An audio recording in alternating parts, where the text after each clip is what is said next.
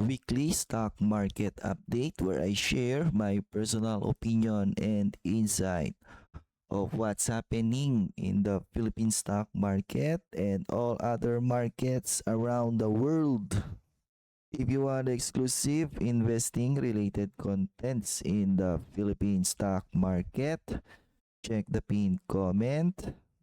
So theme natin for this week, the resilient frontier. Pricing in corporate earnings and infrastructure pipeline. So medyo nagrarally or gumagawa ng galaw ngayon ang PSEI. Kasi papunta tayo sa earnings season. Sinimulan na siya ni BPI. Profit decline kaagad yung kanyang Q2. Tapos may daw infrastructure pipeline. Ito yung parang hine-headline ni BBM on recent months. We'll see kung magmamaterialize yung sinasabi niya. So weekly market summary, consolidation of the 6,200 support. Actually, nagrarally na siya, no? So way above na siya ng 6.2. Despite ongoing ngayon yung tension sa Middle East. So baka nanawa na yung mga investor dyan sa tumingin dyan sa Middle East. The local market experienced a week of healthy consolidation, blah blah blah. Again, nasa 6.4 na siya. Nag-rally ulit siya, closing Friday. Consecutive weeks of pushing higher on macroeconomic upgrades. Meron ba? Trading desk took a brief breather to lock in gains, blah blah blah. Wala. Parang bye-bye-bye ngayon. The key factors that dominated market conversations during the week were earnings season, again, Q2 report. So kanina nag-press release si BPI, siya palang ate. No? So may issue yung kanina yung PSE Edge, kaya wala akong makita. Pero ito nag-press release siya and nag-decline sila sa first half. Ang Q1 niyan is flattish a little bit positive. So ibig sabihin nag-decline sila ng Q2 due to malaki yata yung pre-novision nila sa Q2 and may ginawa sila rito. Ayan, due to deteriorating macroeconomic conditions and outlook. So taliwas sa sinasabi ng tawag dito ng Gemini.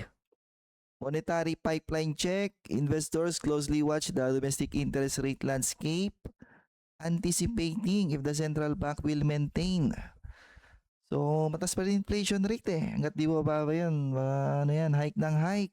And yung peso natin, napakahina pa rin, still above 60. So, ibig sabihin, pa rin yan, mahina pa rin yung economic outlook ng Pilipinas. Kaya walang naniniwala sa peso. Anyways, commodity check muna tayo. So first, nickel, medyo nag-rebound. Crude oil, papunta naman sa 80. Pero ironically, PSEI, nagrarally. Wala na siyang pake.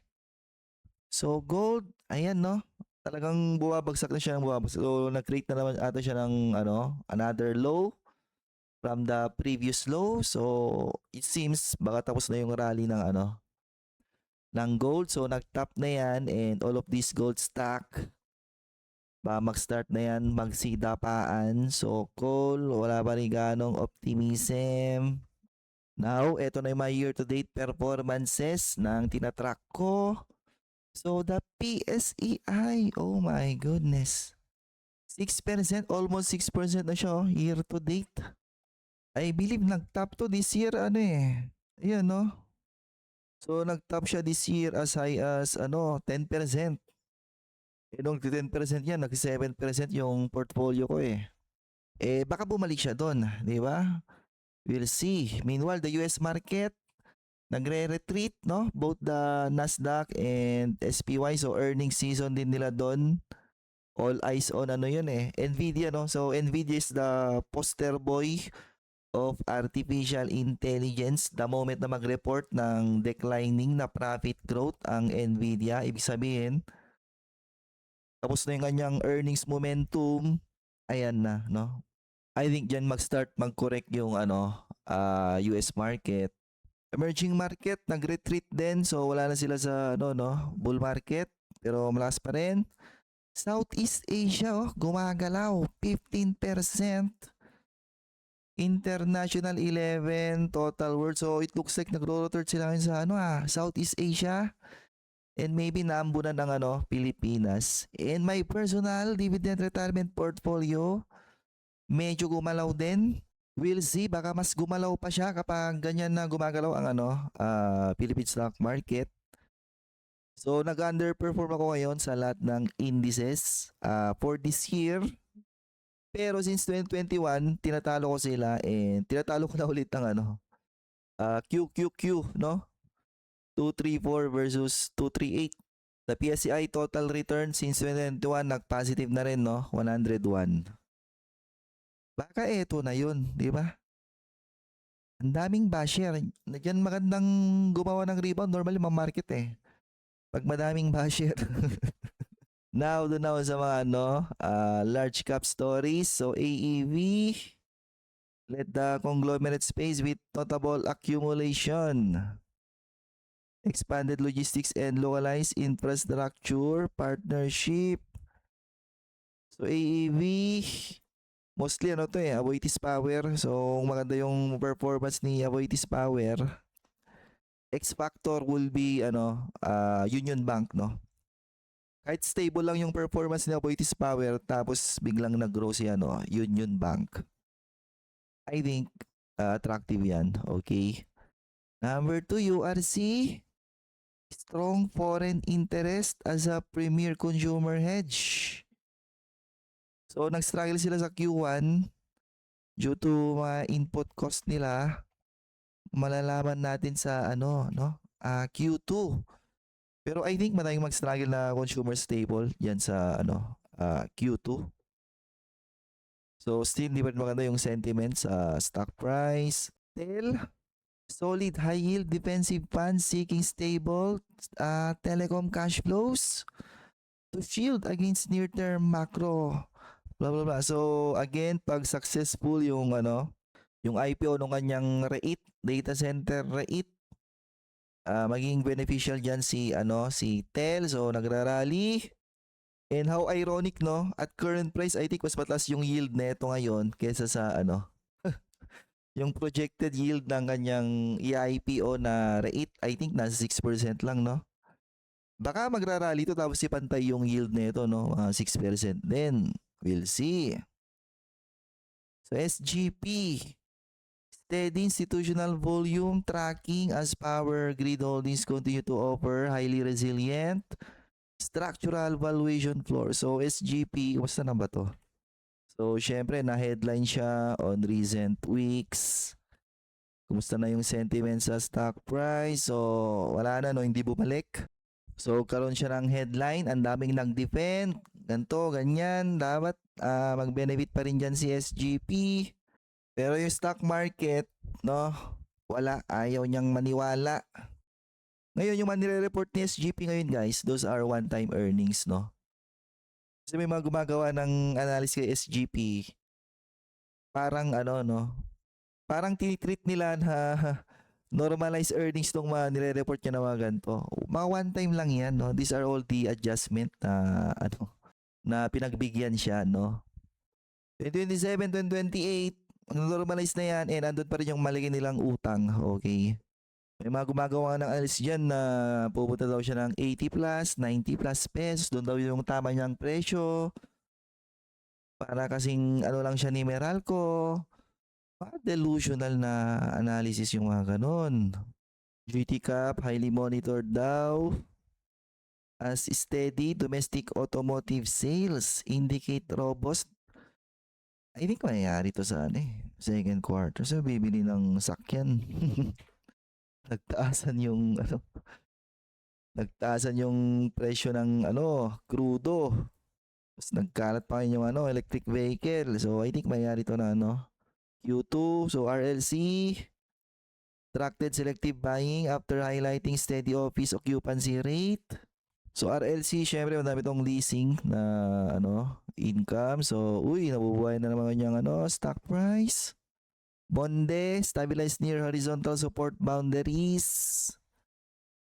Its core noodle categories showed strong localized recovery. Syempre, mga ganyang may mga binebentang murang tawag nito, murang product. Sila yung hindi pala. Sila yung papatusin pag tagipit. Pero, correction, MPI, wala na to, no? So, SCC, face minor energy index weight adjustment but found solid. Sinasell na to. Di ba may nabasa kong news recently yung daw, kanilang parang proprietary data gustong gustong i-open, no? Gustong ipasilip sa mga bidder. Sa ibang bidder. So, pangit talaga yun. Kaya nga, yan bidding dapat pagalingan yan Pagalingan ng expertise. So, still, di ba ganda yung niya, sentiment, sell.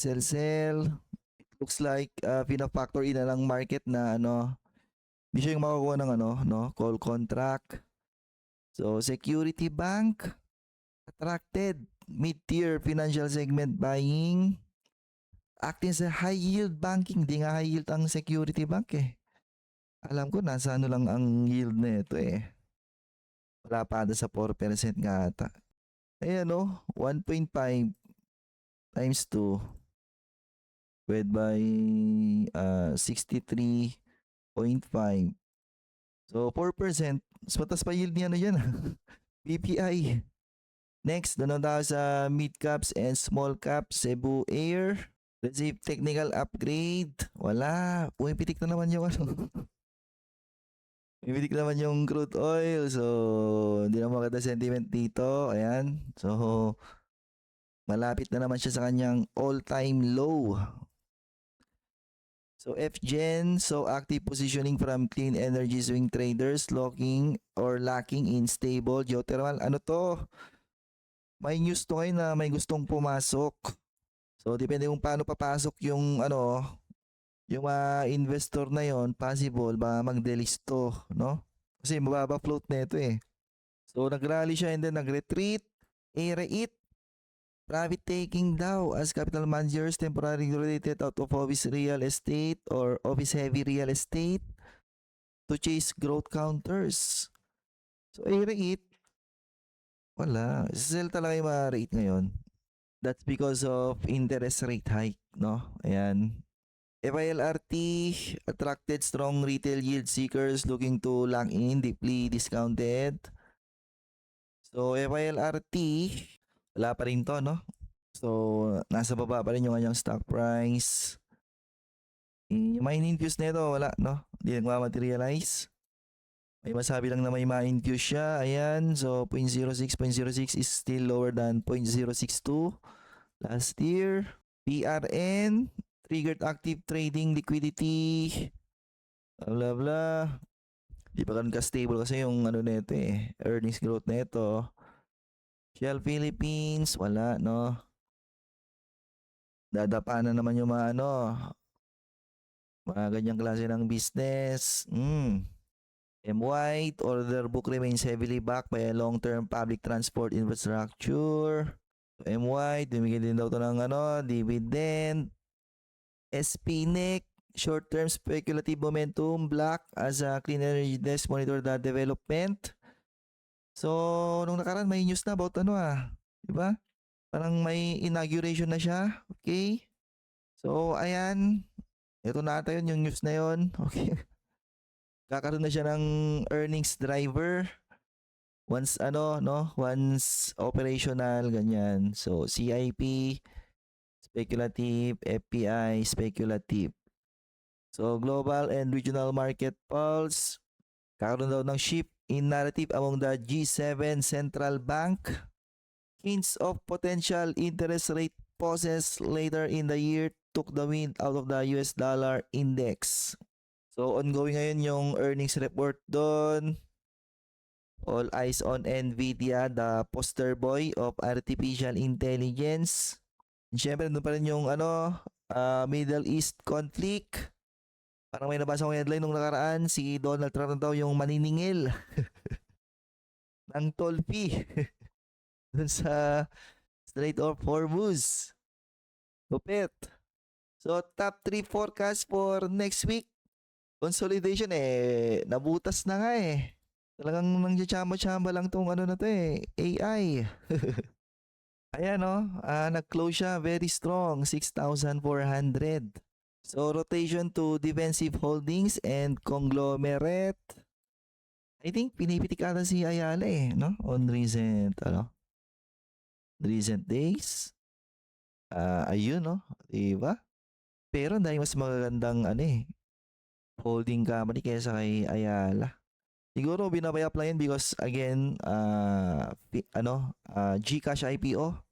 And then steady peso range na 61 to, ayan nga, 61. So mahina pa rin. Okay.